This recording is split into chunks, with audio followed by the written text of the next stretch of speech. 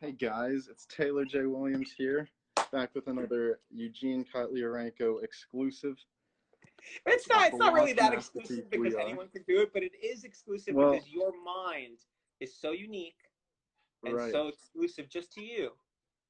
In this temporal time frame, you know, no one else is getting in on this. That's true, exactly. And in this moment, January 3rd, 12 p.m. Pacific, 3 p.m. Eastern, it is exclusive to you. You're absolutely right. I apologize. It's good to be back, talking to you about the new film. If you want to, I don't know how many times you've had to sort of explain the nature of the lost masterpiece. Yeah, we don't call it dormant the new film. for so we call long, it the lost masterpiece. That's how we refer to it. Right. So why was it sort of dormant for so long? Okay, a few different things. We shot it 2017, 5 days in 2017. And to shoot something in 5 days is really intense. Also, I was color correcting during the first 2 days. I was color correcting Wobble Palace during the day, and then at night we would go to the VR arcade and shoot there from probably like 8 p.m. to about 5 a.m. And then I would, or maybe sometimes 7 a.m. actually, and then we'd go do color correction, and it was untenable. I was like the second color correction day, I was just falling asleep. Like, you know, you're in the dark theater, like doing really small variations in color. And I was just like, no, that's not it. So then the next 3 days, like we went down to the beach. We went to Emma, the old Russian woman, her apartment. We went to the boardwalk with Dasha. We had a Dasha day. We had the Vish day. Anyway, it was very traumatic. I don't know. You know, it just kind of sat there. It didn't feel as complete of a picture as Wobble Palace. Know what I mean? Like that, I understood the structure of that film really well. And, you know, I just understood what that movie was. And this movie was a little bit more complex for me to understand. I knew there was going to be a lot of voiceover, but I hadn't written that yet. You know, I was very inspired by, like certain Wong Kar-wai films, like Fallen Angels, Chungking Express. So, you know, it's something that I referenced to Sean, that we should just be walking around a lot in New York City, and Keith should be like lonely and alienated in this weird internal, you know, landscape of the VR arcade. And we're going to really get that grimy midtown that supposedly looks kind of new and fresh during the day, but at night is very like desolate and homeless and all that. And, anyway, so when we were done shooting, it just felt like, I don't know what this is or what it could be really. And then I was just really focused on finishing Wobble. And so then we did finish Wobble, and then that got into South by and Metrograph, and the whole next 9 months were just about kind of Wobble and also finishing the Spree script. So Wobble came out, and I had good momentum on that, and I started editing We Are. And just the place that Tucker, the editor, and I were taking to was so weird, was so loose and full of kind of goofy, formal and structural experiments and stuff, that I felt like, okay, this is, I don't want to say anti-commercial, but just, I don't know, it just felt too weird. It felt like it wasn't going to help me raise money for Spree. And so I kind of put it, we got into this thing called IFP Project, where me, AJ, and I kind of convinced ourselves maybe we could turn this into a web series, which is basically like, maybe we could fool some dumbass company into giving us $50,000 on our $8,000 to release this as like 10 7-minute segments or something like that. And so there's a version of this that's 10 7-minute segments, which is worse than the movie. And then nothing happened at IFP, and then I was getting traction with Spree. But interestingly enough, when we were at IFP, and we thought something's going to happen on the series side, we did a day, 5 hours of reshoots, pickups with Dasha and Keith and Vish, and that's all those flashbacks where they have like different hair, you know, where Dasha's hair color is different and Keith has the goatee. And I was just like, how can we fit a bunch of shit into one thing? So it's like, well, the day she tells him she's pregnant is also the day that, you know, he gets his job, and then you see what a lecherous creep Vikas is and all that.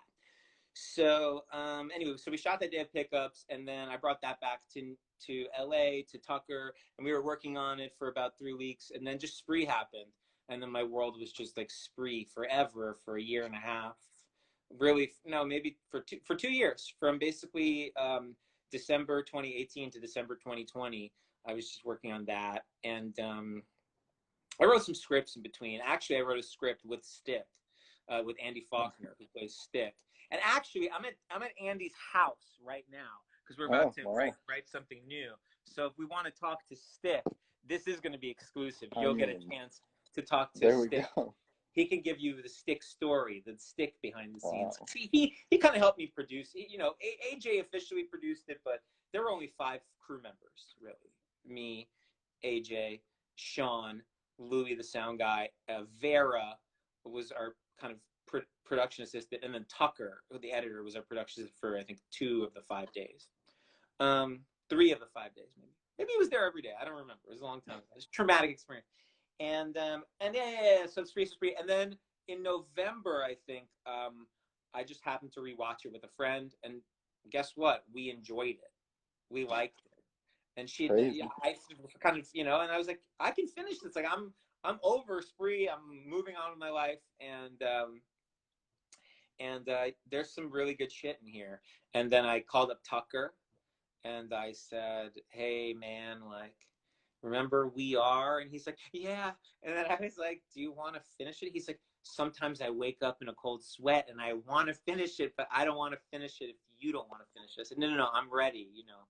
And that's actually a great line. Tucker is a really good filmmaker, and he has a great movie everyone should look up called Why Are You Weird?, which he made 10 years ago. And it was very inspirational to me, actually, just to see how he went for it. It's a great critique of art school and art school kind of social life and stuff. And there's a great line in it when 2 people are about to have sex. One of them says, I'm ready, in a really funny way. And I recommend that. Why Are You Weird on YouTube, Tucker Bennett. And yeah, and that's it. And so I was ready, and then we edited more for 3 weeks. And then we did 1 day of sound mix with my guy Jake, and we did 1 day of color with Robbie Renfro. Both Jake and Robbie worked heavily on Wonderful Cloud, and we're down for we're down to clown, and then we just put it out, you know. Sorry, that's a long genealogy, but no, I mean, I appreciate that. So this was like right after Wobble Palace. I mean, you were still in post on that. Yeah. So what happened was we shot Wobble November 2016. We finished editing it by March 2017, but we didn't have money for color correction or sound mix. So I was trying to call people up, raise money, trying to, you know, send the edit out to say, hey, we need about, you know, 20 grand or something to color correct and do the sound and music and whatever, and go to the festival, which we thought we would. Actually, the crazy thing about Wobble, like, we found out about that like so late into South by that they sent us an email, and the email was like, send us your materials by, and the date was like 2 weeks ago. So that's how late Wobble got into South by. And anyway, so yeah, so we were still we were finishing it up. Exactly. That was in December 2017. Anyway, it doesn't matter. We were finishing up Wobble. Yeah, so basically August 2017, between raising the money for, I think actually the realness, here's the realness. And this is like, you know, bad thing to say, but whatever, indie filmmaking. We got money to do the color correct for Wobble, and the 4K that I put in, I stole from Wobble to put into this. Wow. Resourceful. Well, I think I was able to pay back that Wobble investor. So, well, that's good. The other thing that stands out, this was your first non-LA feature, right? New York movie, baby. Yeah. I'm from New York. The city's a character. So the reason I went back in March is because, you know, like, I don't have you know, a quote unquote, I haven't had a real job for like maybe 2 or 3 years. I used to work corporate all the time, but now I'm like trying to really, you know, live on $1,000 a month and just do the thing. And my grandma was really sick, so I went back to New York to take care of her, and that's what brought me there. And I was like, oh, this is really sad and really depressing, and really, I have to do something. And then I got involved with this VR arcade, and I was sleeping there and living there and doing all these things there. And I was like, okay, I got to make a movie here. Otherwise, I might just become a VR. Wow. So this was more autobiographical than. Yeah. It always is, you know, especially when Yeah. we're doing it small and with your friends. You have to. It should be kind of, if I don't know, or not. Evil Yeah, I Dead. mean, That must be autobiographical somehow. to some degree. They had a Must. cabin one time. There were also some, I mean, it's obviously the same crew virtually as Wobble Palace, but there were some similarities I saw, even just like small moments, like, I don't know, an air mattress gag, or like the scene where Dasha gives that guy a cigarette reminded me of the scene in Wobble Palace where those skaters roll up. Was that Yeah. sort of like a subconscious thing, or? The air mattress was definitely like a continuity thing, but guess what? We had we didn't have we had an air mattress at the Wobble House, and I fucking was sleeping on an air mattress. It's just the reality of, I think, you know, this moment in time, not having money. I mean, there are fucking people who sleep on air mattresses. You know, it's in the films because it's a reflection of reality. The cigarette thing, yeah, I don't know, just a way to interact with strangers, isn't it? Yeah. Must be subconscious. I think Steven, that guy who plays the cigarette bum, he's a filmmaker too. He actually shot a movie starring Sean in Hong Kong. Wow. In Hong Kong, Sean Price Williams, the DP, which is a really weird, interesting movie, and also kind of like a lost film that I challenge him, publicly dare Steven Gerwitz to release that film, which I believe is called Honky Kong. Wow. All right. We'll start the hashtag, start the campaign, get that out. Yeah. Anyway, yeah. Speaking So of, yeah, there's tropes. There's the things that run through it. I think this movie was most interested, I think, in scamming. Like the big theme for me in the movie was like scams. Anyway, I'm not gonna get too into that unless you want me to. But well, this is a really small question, but just because you mentioned interacting with random people, there's shots of Dasha at the beach, and like some guy comes up interacting with her on like the chest. Was that just like a guy who rolled that up? was a straight up. That's a great question. That was a straight up low level Russian Cinema verite. drunkard. A drunkard who definitely threatened all of us, kept telling us to not film him, kept telling us in Russian.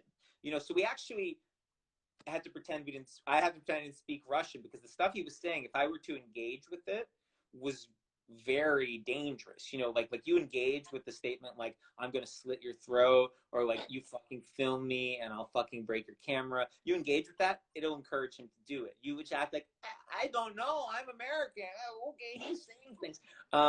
Dasha, I believe, spoke Russian to him, and yeah, he just wanted, obviously, to get her drunk and whatever drunk ass guys on the beach want to do. But she really did drink from his like kind of disgusting little vodka bottle, and bless Dasha for doing that. Wow. Yeah. I'm glad that made it in. Yeah, me too. That's actually, I love the song that's in that sequence. That's like probably my favorite song in the movie. It's really an emotional song. All the music is by James Ferraro, and I love how that feels. Look at this. Look, I got to show you something. A little calendar. Andy, I'm showing them the calendar. What? Yeah, sorry. A little calendar that Andy's mom made for him. You want to come in here? If you're showing the calendar, then I What's have up? to defend myself. All right, here, Andyfaulkner. Stick. Nice to meet you. I'm Taylor. Hello, Taylor. We're we're talking all things We Are Here. Hey, close that door. Let's shut that mutt up. Magic. Let's get Magic in here. Magic, he can't. He's too wild. Magic's too wild. They have a great dog. Andy's fiance is actually a great editor. That's right. She actually edited Dasha's directorial debut. That will be coming out in 2021. Wow, that's awesome. And a movie that I love called Love and Friendship by Mr. Whit Stillman. That's right. Wow, very cool. Well, while I've got you here, I guess we can go into some of the stick character stuff. Well, I think so. Eugene had been living in New York for a while. I think because of his grandmother. He may have mentioned that, but But he, at the time when Eugene approached me, he's like, I had this idea. And then he emailed me a collection, like a sort of incoherent collection of ramblings about what his ideas were. I had been, for the previous couple of months, I had only been eating multigrain Cheerios, and I was extremely ill, and I was getting these things called sex headaches constantly, which is a piercing migraine if your heart rate is elevated, and so I was just really unhealthy, and I think Eugene. I wanted to capture that. He harvested that, We have to capture. That's the number one thing we can do. We have to capture the beautiful and glorious strengths of our performers and also their deepest, darkest weaknesses. Right. And we need to elevate both of those into something that is exciting and is sex migraine appropriate. Right. And I do have a weakness for multigrain Cheerios. Well, also Andy produced Wobble Palace. We're good friends, and with these movies, you kind of have to do it with your friends. Otherwise, you're never going to be able to make them on budget and on time and be good. We got a really good question for you, Andy. How are you so good looking, bro? Well, that all ties back to the multigrain Cheerios. Yeah, exactly. Actually, at Andy's house, okay, this is the thing. You remember the scene in Wobble Palace where the Eugene character is hooking up with his hookup buddy? And then they have she has the yeast infection. They're we should fuck. So that was Andy's apartment. And squalid hole, and there were maybe 50 empty boxes of multigrain Cheerios there that he just left laying around. And if you recall, Andy, that day when we shot that in November 2016, we brought a carrier case of Starbucks coffee for the crew and stuff. And that carrier case of Starbucks coffee lived in your fridge until the day you moved out in 2018. Sometimes things come into my home, and once they enter the home, I just don't see them anymore. Then they just live there. They just live there. It happens. Yeah. Any other questions for Mr. Andy Stick himself? Well, I mean, I've got some questions about some more thematic stuff. I don't know how concrete we want to answer these, but obviously there's some split personality stuff going on, blurring the lines, not just what's real and what's virtual reality, but also what's Doug, what's Stick. How much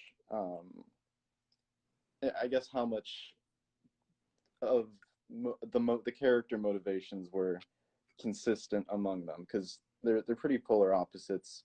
Stick's the scam artist, Doug's a down on his luck guy, a fumbling dingus. Yeah. Right. And Stick is this alpha, but mysterious, enigmatic alpha. I mean, we definitely wanted to do that, right? From he's laying here, Doug's laying here. Okay, Keith, get up now. Andy, let's not move the camera now. Andy, you lay there, and we're gonna do the jump cut thing. And then Keith's gonna wake up, and it's gonna be his thinking. Or I mean, one of my favorite shots in the movie is you see the master reverse on them when they're about to play that ancient Mesopotamian shooting game, and we go from the reverse to the single on they're talking about how they look like the same guy in the game. Yeah. And then you go from the reverse to the single on Doug, and Doug goes, "Are we the same person?" And Sean did a really nice pan onto Andy, and Andy's "Same person," And I think that kind of sets it up. And then that next scene, I think we were all pretty subconsciously thinking Shining, at the bar where you're the barman, and he's telling his life story and stuff. Yeah. But I mean, I think we wanted. I definitely think from the onset we wanted to enforce these ideas that I scam in very subtle and mischievous ways, and part of my scam is essentially just infiltrating his brain, but the humor of that is, how could somebody like me possibly infiltrate the brain of anybody? And you got a great voice, you got a great face, you got a great wiry energy, and you're wearing those New York shirts, and you got those headphones. So if I was Doug, for instance, I would be thinking about you all the time. You'd live rent free in my mind. Yeah. Wow. Yeah, I was gonna bring up that shot because that's like, I think like a really great use of. Obviously, you're all about the multi-screens, but that was like a practical, in-camera multi-screen thing that sort of sold that split personality. For me, like one of the things that always cracks me up in the movie is, and this is, this was intentional, but we also, I think in the shooting of it, we have Doug say twice in the scene, like, I've never played this with anybody before, but then in the edit, me and Tucker were able to put it in a third time through multiple takes. So he keeps saying to him, like, that's funny. I love that part. Yeah. Like, I've never played someone, and he's like, I'm trying to kill my real enemies. He's like, It's like, I've never played with anyone. It's like, yeah. That seems pretty funny. Yeah. I like all this. I like all the scenes. They're all different. Everyone kind of has their own energy. When Styx in the movie, it's one energy. When Vikas is in the movie, Vish, another energy. When Dasha is in the movie, Vera, that's a totally other energy. And then Doug is kind of this like nexus for all of them to like thrust their, bleak worldviews on. And he's like this broken man, Yeah. who finally finds a little bit of peace at the end. Just a little bit. Well, speaking of the end, I don't know if you want to get into spoilers or anything, but yeah, whatever. How does that sort of line of split personality sort of culminate in the end there? I mean, obviously he says like, oh, this is all true, this all happened, but then it's like, this was an algorithm, question everything. So, Right. Was he just scammed and that's that, or is there something I don't know, more? Taylor, maybe you were fucking scammed, bro. Think about Maybe. that. Wow. Never. Well, I mean, considered that one. Styx the one who leans in to kiss him, so I don't know. Whatever that is all about. Yeah. What the hell is that all about, Andy? Now, I didn't even want to do that scene. Andy's like, you have to do a scene where I have sex with Keith. Because I just have found I was pushing. I found it so hot throughout the entire shoot. And you were trying to get it so that was just you and Keith, and Dasha wouldn't be there. And I said, but the whole point is that you're married to Vera now, so she needs. But I wanted the personas to all essentially merge in a physical way. Shut up. No, I just said to them, I said, hey, and then we're gonna end the movie with all you guys having sex. And they were like, what? And I said, don't worry, we won't really show too much, but you will have to make out. There's a really good movie. I think the movie's called Gozu. Have you ever seen it? It's a Takashi Miike movie. No. It's a really interesting movie, and it has a really crazy ending that kind of inspired this ending. It's just it's way crazier than the ending that we are, but it was just so shocking in its I like things that are extreme and then followed up by a really casual vibe, or like kind of synthesizing like this very extreme imagery, or which just isn't really that extreme, it's just unexpected, with a sort of casual, like happy-go-lucky energy.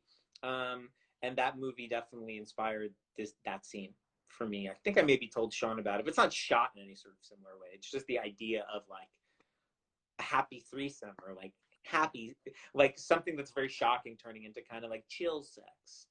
Chills. Yeah. Yeah.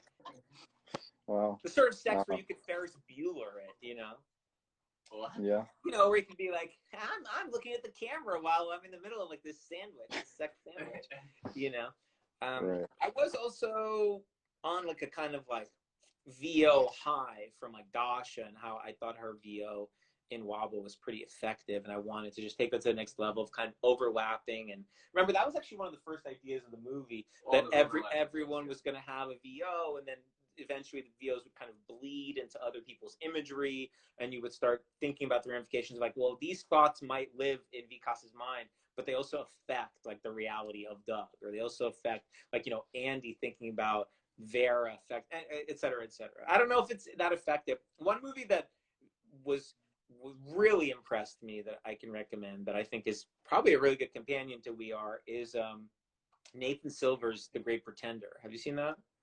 I have not. One of the best independent films of the last 10 years for sure. And Sean's cinematography in that is one of Sean's best, in my opinion. And it's a similar storyline of, I think, 3 or maybe 4, I think it's 4 interlocking stories that are a bit more like cordoned off, like this person and this person, this person. And it's very meta and very interesting. And I believe also has some interesting VO experiments. I really recommend that to everyone. It's one of the top 10 of the 2010s indies. Okay, Yeah. cool. Are you have buddies here that have questions? Well, yeah, I've seen a couple in the chat. Sebastian says, can they talk about the ending? Well, we kind of got to that. Let's see, anything else, guys? We got some very cool from Eleanor. We got an eye emoji from Malcolm. Very. We got Zane in the house. SFV Acid Zane. We do love him. And then we got someone bombing the chat with all sorts of good stuff here. So he's got a unemployment check, stimulus check. He worked at DC, Kramer Books in DC. Ever been there? Kramer Books, no. Me neither. Was that Andy's real ball sack? Andy? Important question. Or is it a prosthetic? That was a prosthetic extension ball sack. Yeah. No, that was an extended. No, just leave it. It was an extension ball sack. Wow. Let's see. Sebastian's thinking. Well, while he's thinking, so you said you sort of Wong Kar-wai'd it a bit. How much of a blueprint did you have going into the film? The least I ever had, because I was actually working at putting that place together for 20 hours a day, and then it was just kind of like I have to make a movie, did it, and then the Wobble stuff started happening. But it was just this one window where we could get a week from Sean, and Andy flew in, and Dasha flew in. Dasha wasn't living in New York at all. She had just started a long distance relationship with her ex-boyfriend. And so she was almost like using this trip as like a way to hang out with Adam. And but yeah, it was just like delirious.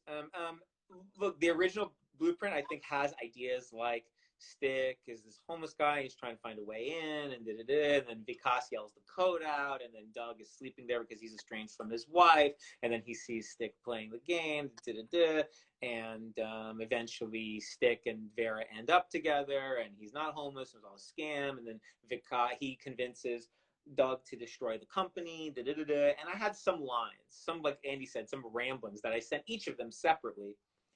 And then I think the real Wong Kar-wai of it in a way is like I would, during the day, whether it was a color corrector or those next few days that I had free, I would send them like, okay, these are going to be the scenes for today. It was like a schedule, but then in the schedule there were lines and visual ideas and So it was really like day of knowing what we're going to do.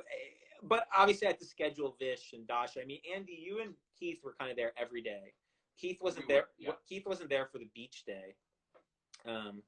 But you guys were there every day. Except I wasn't there for any of the reshoots, but that was like a year later. Yeah.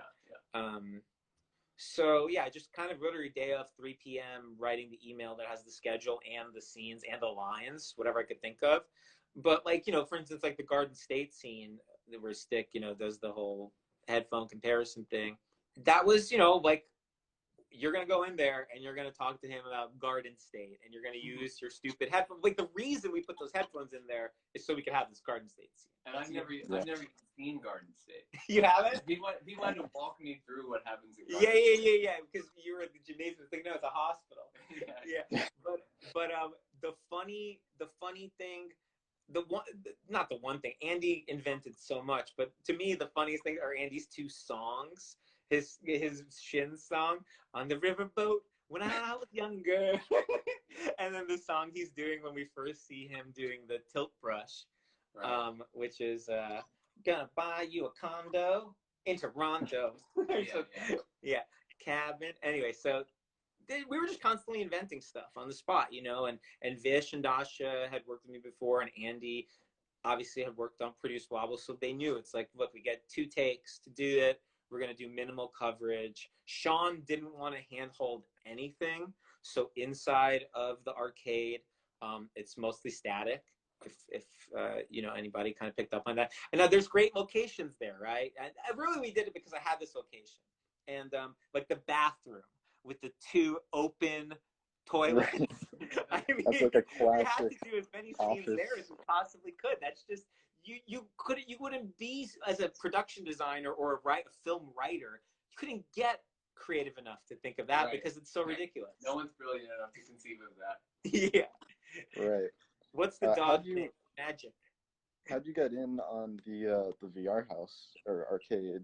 A long story, but basically it was a arcade that was being built, and someone related to me was involved in its formation, and I decided to help out because I felt like it was sort of operation that was like very much blockbuster energy with indie film attitude. And so I said I'm here, I'm in New York, I'd love to help.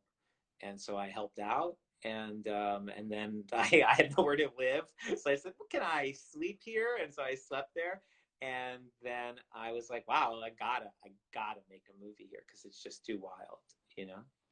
Well, we got Sebastian asking, how long did it take to write, and why shoot in such few days? There was no real writing. There was like, I did have the idea maybe for the whole time I was there, like, it's a scam artist movie where there's a guy living here and another guy sneaks in and they become friends, but actually there's a secret agenda that the scam artist guys. That was like the premise. And we didn't really know too much more why Doug was living there. So there's that. Then I really, like a few days before, started writing it, because in the color correct. Oh, Sean showed up to the Wobble color correct first day, and he hated me and the process. And I don't know why. I was like, okay, so don't be here, but can we shoot another movie at the VR place? Because he'd been there once before. And he's like, yeah, right now. I was like, what? He's like, I'll only do it if you do it like tomorrow, starting tomorrow. And I was like, okay. So then I called up AJ, who also produced Wobble and who lived in New York. And I said, we gotta do it. Can we get your camera? Can we start this tomorrow? And then I must not have been tomorrow because we flew Dasha. No, you. I remember you calling me late at night, maybe around midnight, and then I was on a plane the next day. Oh, really? Yeah. It's true. Yeah. It's true. We just had to do it. We had to do it. Yeah. And was Dasha already coming for Adams? Maybe she was already. She was already coming for her long distance thing. Yeah. So yeah.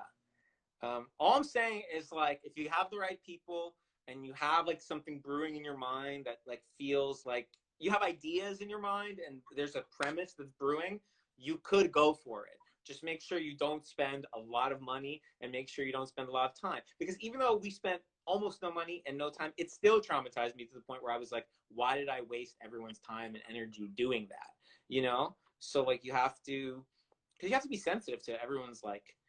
Did you have any regrets after that week?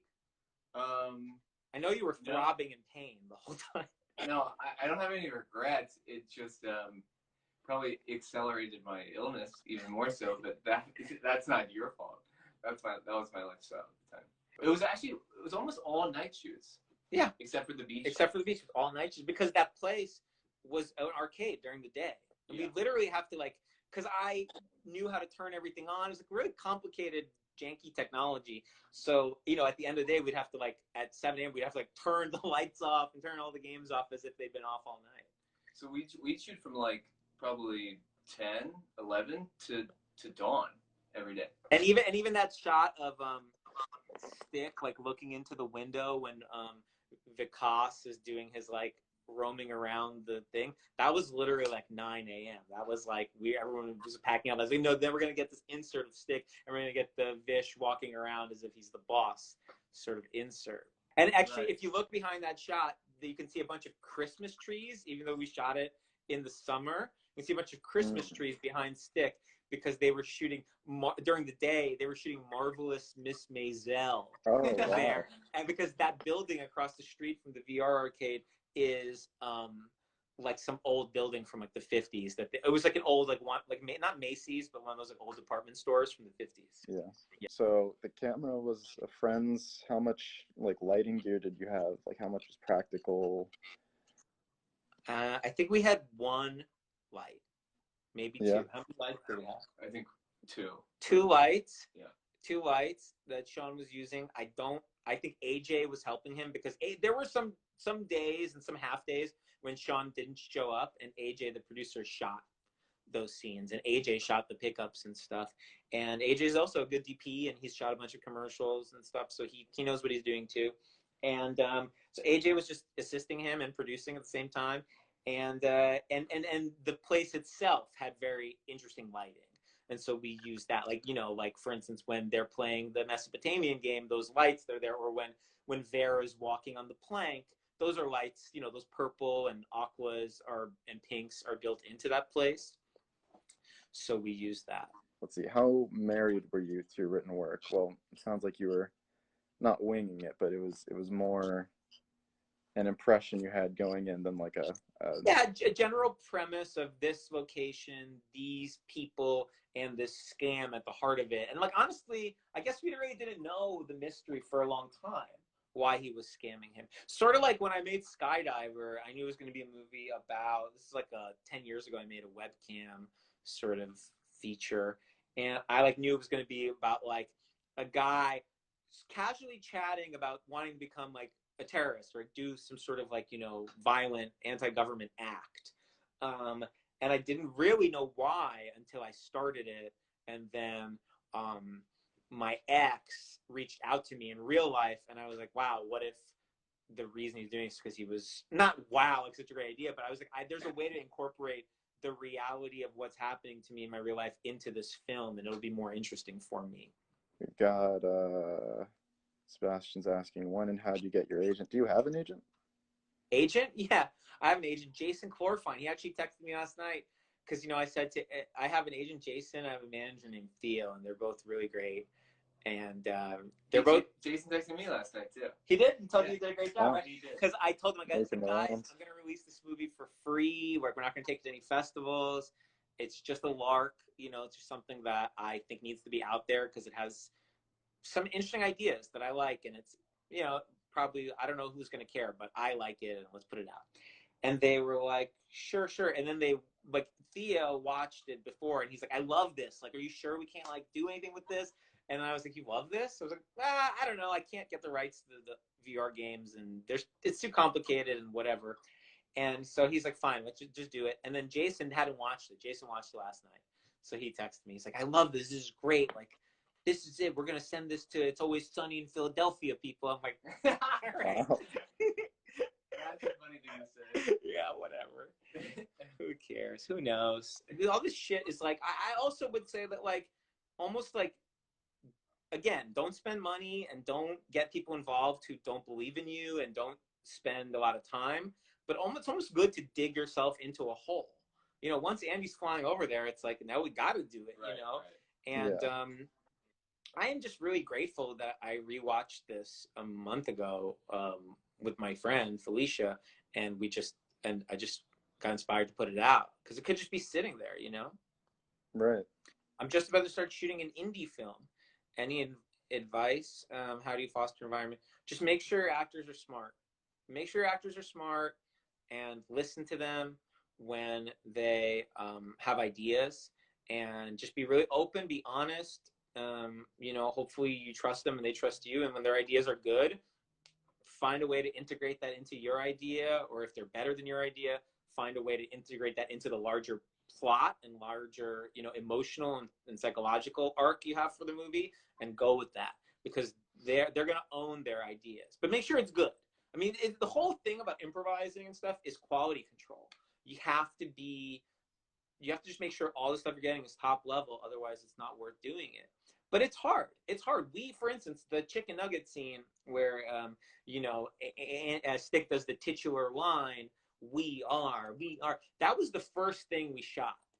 Right. And it was before Sean showed up because he was late to the first day of shooting. So we had the fluorescent lights because I'm like dumb and I'm like, hey, like, let's do it fluorescent. Like, that's the Wong Kar-wai way or something, you know? Yeah. And it's a weird look. I mean, I'm happy with it. But I think I was one freak that ultimately when we finished and Sean showed up in the middle and was like, this is so ugly, Eugene. How could you guys let him do this and stuff?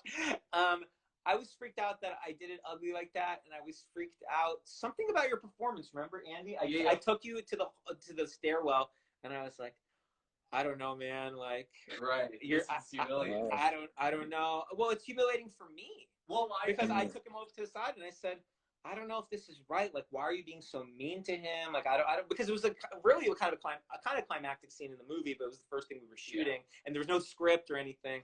And so, well, I think the thing that was confusing and scary for probably both of us was I just got off a plane. I was flying for 9 hours straight. I'm so tired. I get there, and we're shooting this scene where I don't know who this character is. You don't know what this movie is, and you just want me to ramble. Not ramble. We had ideas. Yes, we are chicken nuggets. You are these nuggets, and you're gonna. You're. I told you, you're trying to encourage him to, like, you know, end it all. Well, I think what the crisis was just we maybe didn't have clarity on what we're doing. Yeah. So in this 5-day shoot, on day 4, we fucking did a reshoot of that scene with crazy Sean lighting, and you can see a still like in my recent Instagram post. There's like a shot of Andy in that space where it's lit green and red, or there's a shot in the movie where Vikas is walking through that space and it's lit green and red. It's because we had reshot the Doug stick chicken nugget scene, and guess what? We had way more direction. We had way more my input into it, and it was worse. The energy was off. I think Doug was maybe the same, but I don't know. I pushed you in the wrong direction that day. For whatever reason, I didn't like it. Once we were in the edit, I liked the original better, and I think Tucker did too. We tried to find a way to edit them together, so it was like different lighting at the same time. That didn't work, and I was just, let's just go with the original.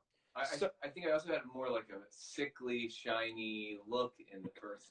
Well, the fluorescence and stuff. Yeah.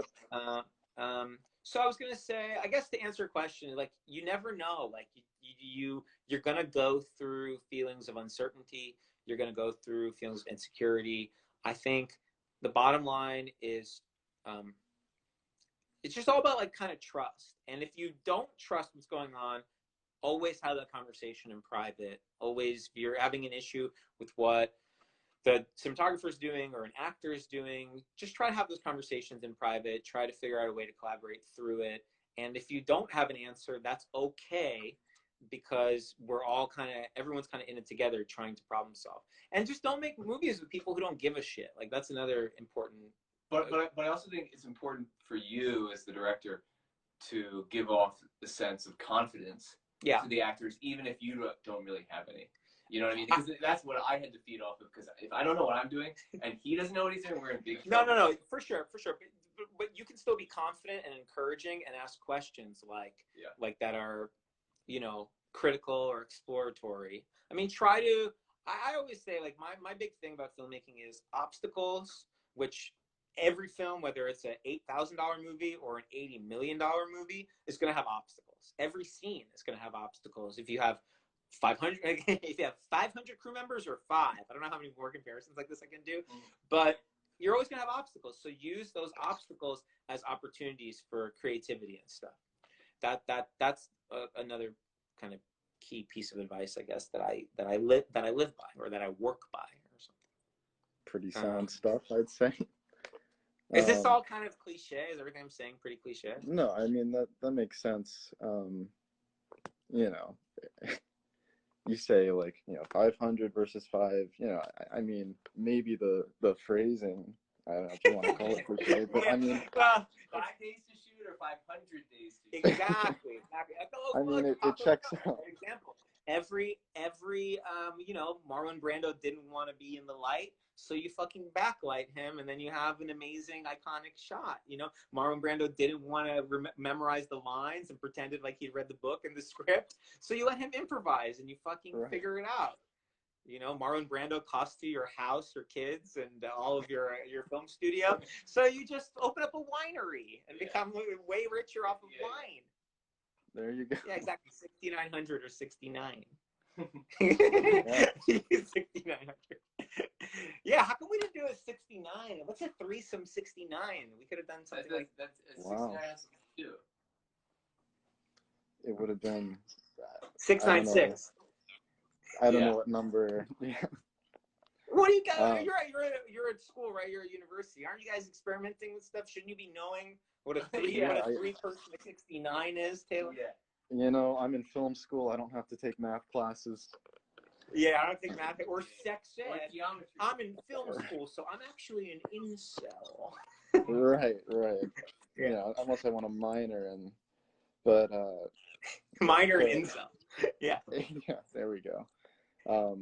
The last question I had was just about, you know, Spree seems like a pretty big milestone. Do you see yourself sort of returning to the Wobble Palace We Are style of shooting anytime soon?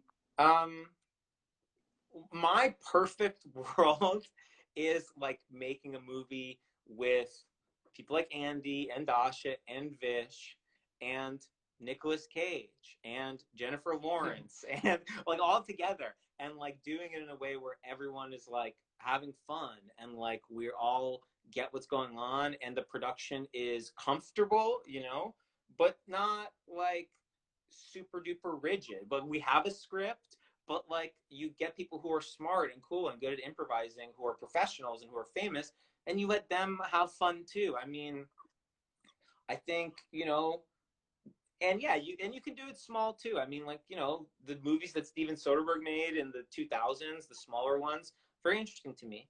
Like Full Frontal to me is like close to a masterpiece movie.